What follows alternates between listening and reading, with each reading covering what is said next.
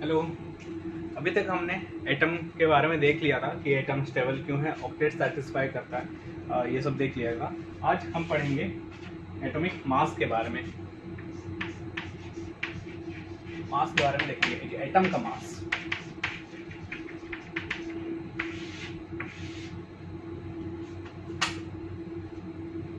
ठीक है। अब जब हमें पता चला कि एक एटम, इसमें दो चीजें हैं। एक तो क्या है, इसका प्रोटॉन है क्योंकि सेंटर में प्रोटॉन, और इसके चारों ओर घूम रहा है हमारा इलेक्ट्रॉन। हमारा इलेक्ट्रॉन है यहाँ पे, और यहाँ पे प्रोटॉन्स हैं, डिफरेंट डिफरेंट प्रोटॉन्स हैं यहाँ पे पी। एक बेसिक मैं बता रहा हूँ। चलो, यहाँ पे प्रोटॉन का मास कितना है? एक प्रोटॉन का मास कितना होता है? 1.6 इंटू 10⁻⁻27 किलोग्राम। एक इलेक्ट्रॉन का मास होता है 9.1 इंटू 10⁻31 किलोग्राम। तो देखो यहाँ से क्या पता चल रहा है, ये क्वांटिटी तो ठीक है, ये क्वांटिटी को थोड़ा सा देखें। इसका मतलब है यहाँ पे एक प्रोटॉन रखा गया है और इसमें कितना होगा? 1837 इलेक्ट्रॉन्स। तो जितना होते हैं कैलकुलेट करके देखना। इसका रेशियो लोगे तो तुम्हें पता चल जाएगा कि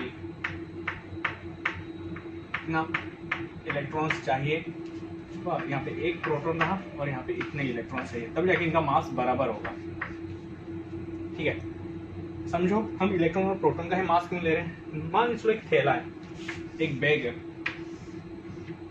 और इस बैग का कोई भी मास ही नहीं है, मासलेस है ये। मान के चलो बोल रहा हूँ, एक्चुअली में ये होता नहीं है, इसका कुछ भी मास नहीं है, जीरो है इसका। यहाँ पे मैं 1 kg शुगर डाला, 1 kg राइस डाला एंड 1 kg यहाँ पे ऐड किया वेजिटेबल्स। तो यहाँ पे टोटल वेट कितना होगा इसका, टोटल मास कितना होगा? 3 kg होगा। इसी हिसाब से एक एटम का भी जो मास होगा किसके ऊपर डिपेंड करेगा? कितने नंबर के प्रोटॉन्स हैं और कितने नंबर के इलेक्ट्रॉन्स हैं। तो जो एटॉमिक मास होता है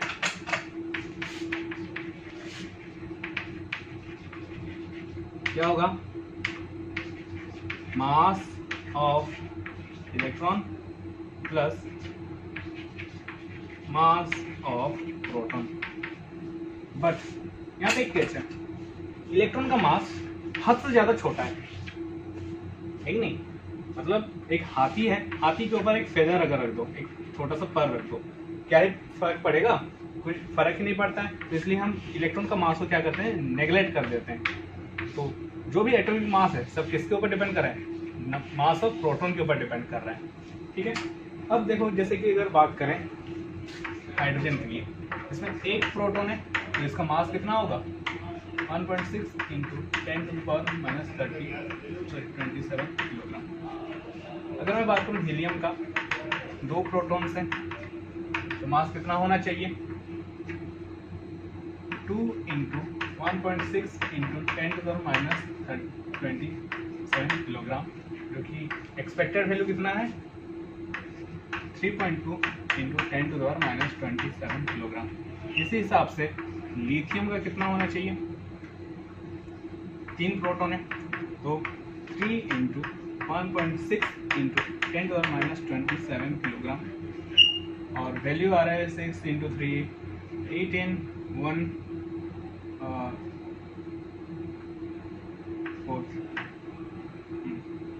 4.8 इंटू 10⁻⁻27 किलोग्राम।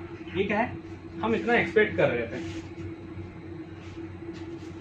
हाइड्रोजन का इतना आना चाहिए, हीलियम का इतना मास आना चाहिए, और लिथियम का मास इतना आना चाहिए। ठीक है। एक चीज देखो यहाँ पे,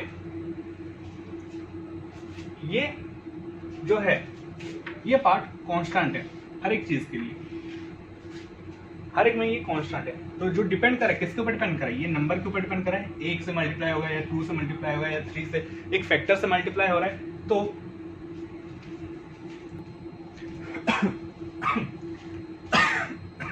तो देखो क्या हो रहा है, एक फैक्टर से मल्टीप्लाइड हो रहा है।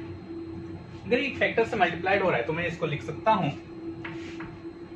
2 इंटू, मान के चलो इसको मैं रिप्रेजेंट कर रहा हूँ किससे, एक स्टार से रिप्रेजेंट कर रहा हूँ, 2 इंटू स्टार हुआ। यहाँ पे क्या लिख सकता हूँ, 1 इंटू स्टार हुआ। इसके लिए क्या लिख सकता हूँ, 3 इंटू स्टार हुआ। मैं बस अपने हिसाब से बस इसको रिप्रेजेंट कर रहा हूँ। इसी हिसाब से अगर मुझे पता है कि ऑक्सीजन के लिए, ऑक्सीजन में अगर यहाँ पे कितने हैं, 8 है, 8 प्रोटॉन्स हैं, अगर 8 इलेक्ट्रॉन है, प्रोटॉन भी तो 8 होंगे न्यूट्रल में, तो इसको क्या लिख सकता हूँ, 8 into mass of the proton, ऐसे लिख सकता हूँ। और यहाँ से सब कैलकुलेट कर सकता हूँ। तो जो मास है डिपेंड किसके ऊपर कर रहा है, नंबर ऑफ द प्रोटॉन। वाह, और इसी नंबर को हम क्या कहते हैं, ये पर्टिकुलर जो नंबर है इसी को हम क्या कहते हैं, मास नंबर कहते हैं।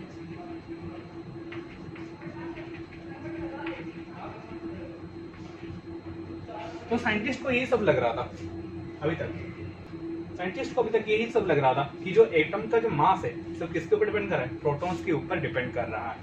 बट ऐसा रहा नहीं। जब हम प्रैक्टिकल किए, देखा गया हीलियम का जो 2 आना चाहिए, 2 से जो मल्टीप्लाइड हो रहा था, ये कैसे मल्टीप्लाइड हो रहा था, 4 से मल्टीप्लाइड हो रहा था।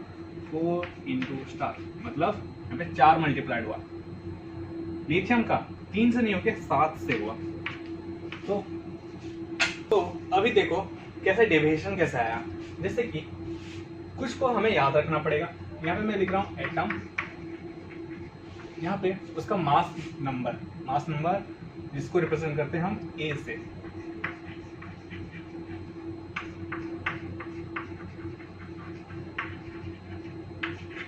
ए से रिप्रेजेंट किए, ठीक है। और यहाँ पे ये क्या है, एक्सपेक्टेड मास, इस वजह से एक्सपेक्टेड मास। और यहाँ पे observed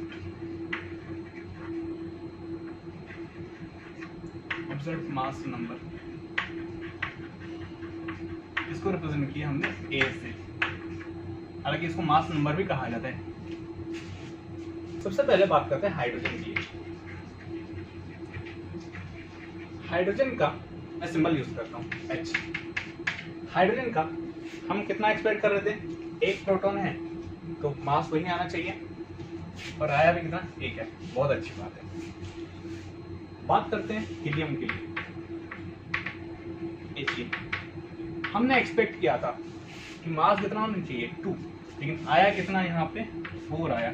2 in the sense 2 into 1.6 into 10 to the power minus 27 kilogram mass of the proton. ठीक है, तो मतलब 2 प्रोटॉन है और मास भी कितना आना चाहिए, 2 प्रोटॉन का आना चाहिए था, लेकिन आया कितना, 4 का आया।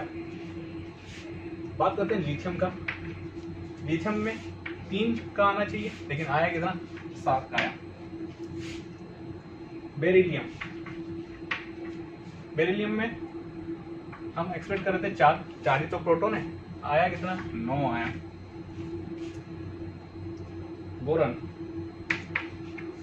बोरन में हम एक्सपेक्टेड कर रहे थे 5 का, आया कितना, 10, 11 10 देख लेना थोड़ा सा। Then carbon, we are expecting that the mass number should be 6 but it will come 12। And nitrogen, this is 7, आया कितना, 14। ऑक्सीजन एक्सपेक्टेड था 8, आया कितना, 16। फ्लोरीन एक्सपेक्टेड था 9, आया 19। नियन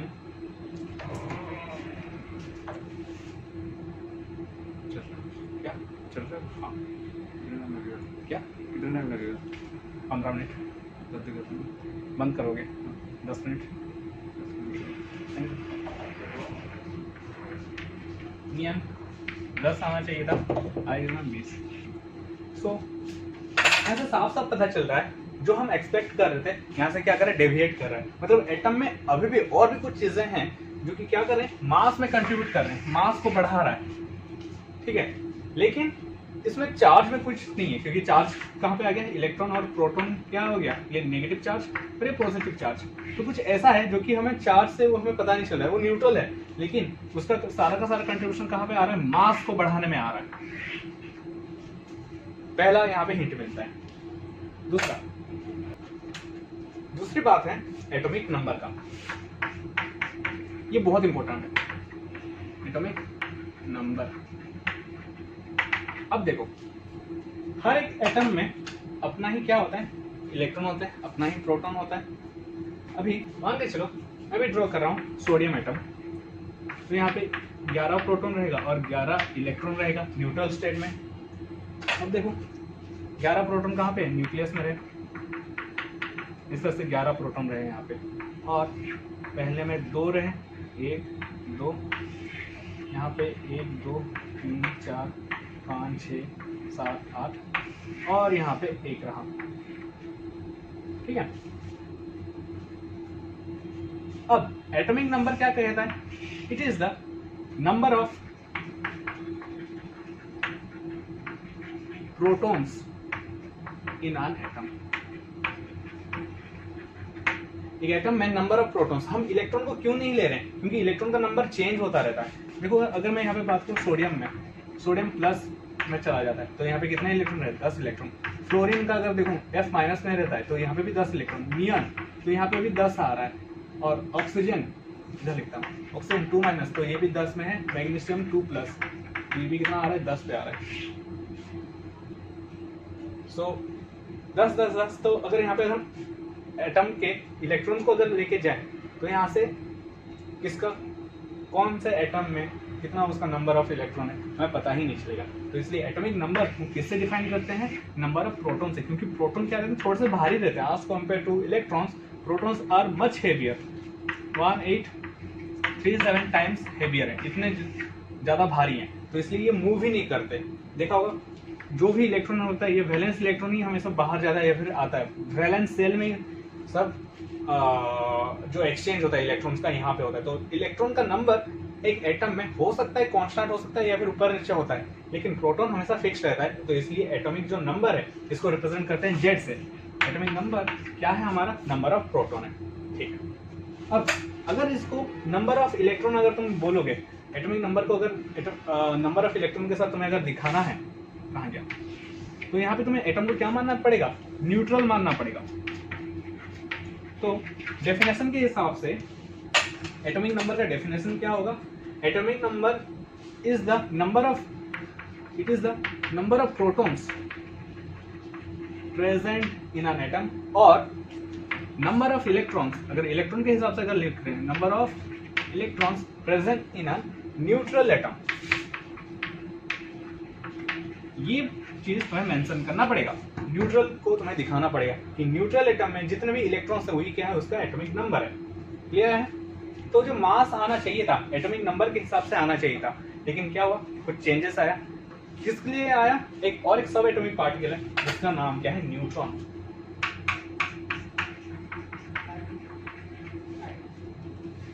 तो अभी तक हमें बस न्यूट्रॉन का बस आइडिया हुआ कि कुछ ऐसा सब एटॉमिक पार्टिकल है, एटम के अंदर कुछ ऐसे पार्टिकल्स है जो कि कंट्रीब्यूट कहाँ पे कर रहे हैं, मास को बढ़ाने में कंट्रीब्यूट कर रहे हैं। बट अगेन वही बात है, जब तक प्रूफ ना हो हमें पता ही नहीं चलेगा। तो इसका प्रूफ किया था चैडविक ने, जेम्स चैडविक ने।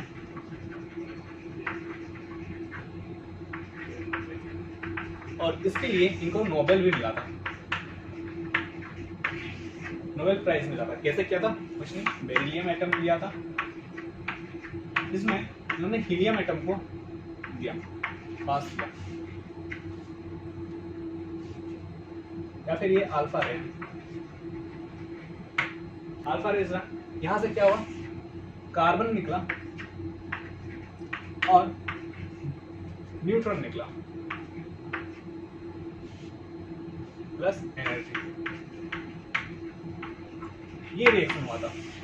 तो कुछ ऐसे पार्टिकल्स थे जो कि न्यूट्रल थे, लेकिन कुछ ऐसे भी चीज थे जो कि न्यूट्रल थे, लेकिन हाँ इसमें मास था, एटम से ही निकला था। तो यही था वो रिएक्शन बेरिलियम पे, जब हम अल्फा रेस को जब स्ट्राइक करवाए तो ये हुआ था। सो हाँ यही है। तो ये जो न्यूट्रॉन है ये कहाँ पे प्रेजेंट होगा, ये प्रेजेंट होता है न्यूक्लियस पे।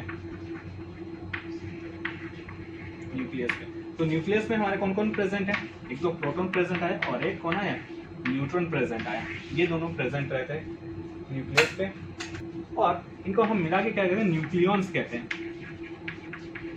एग्जाम में पूछा जाता है न्यूक्लियॉन्स कौन कौन है, जो न्यूक्लियस में पाए जाते हैं उन्हीं को हम क्या कहते हैं, न्यूक्लियॉन्स कहते हैं। तो प्रोटॉन और न्यूट्रॉन को हम न्यूक्लियॉन्स कहते हैं। और एक चीज यहाँ पे ये क्या है, अल्फा रे है। अगर हीलियम न्यूक्लियस को अगर देखूं, सॉरी हीलियम एटम को अगर देखूं, क्या होगा, He ऐसा है, 2 इलेक्ट्रॉन है यहाँ पे। अगर ये दोनों इलेक्ट्रॉन को निकाल दूं तो क्या बनेगा, He2+, और यही क्या है, हमारा अल्फा रे है। और यही चीज को यूज किया था किसने, रदरफोर्ड ने यूज किया था, अपना जो अल्फा रे स्कैटरिंग एक्सपेरिमेंट हुआ था, यही अल्फा रे। और इससे हिसाब से और एक को भी तुम्हें पता होना चाहिए, H+ को अगर हाइड्रोजन से अगर जो इसका एक इलेक्ट्रॉन है अगर इसको निकाल दो तो क्या बच रहा है, H+ बच रहा है, मतलब सिर्फ और सिर्फ क्या बच रहा है, प्रोटॉन। तो H+ का और एक क्या नाम है, प्रोटॉन है। ये 2 चीजों का थोड़ा सा ध्यान में रखना, कभी कभी एग्जाम में आ जाता है। ठीक है, तो इस क्लास में इतना ही, मिलते हैं नेक्स्ट वीडियो पे, बाय।